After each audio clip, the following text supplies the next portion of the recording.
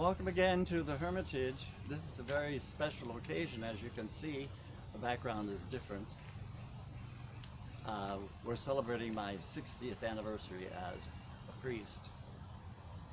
And I wanted to spend a little bit of time on the gospel. Jesus spoke to the people in parables because they were unable to understand the full dimension of the spirit world. But it says he spoke to his disciples in a much different way, explaining the spirit world. And in all of my work, I seek to help people to understand. All of us are powerful spiritual beings. Now, if you believe that, then you will create that reality. And remember what Jesus said. You see the things that I'm doing, greater things than these shall you do. Now, in my own life, I was so blessed because at age 5, I was already tuned in to the spirit dimension, and I knew that I should be a Franciscan friar and a priest.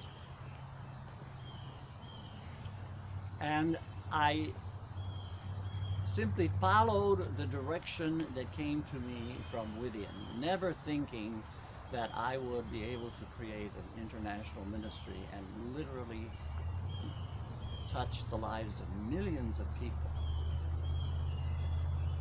Now, the comparison is the seed. You see that tree? It was a seed. And the DNA in the seed simply expressed itself and didn't ask any questions. And what do we have? A magnificent tree. All of us are identical to that seed. We have a spiritual DNA.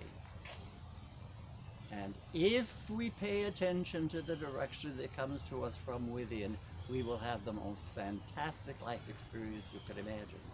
But we have free will. And we don't always follow that dimension. I've tried very hard during my life to do that, but sometimes I fail. Sorry, I'm not perfect. I hate to tell you this too. You're not perfect either. The point is that we get together so that we can reinforce the idea that we are powerful spiritual beings.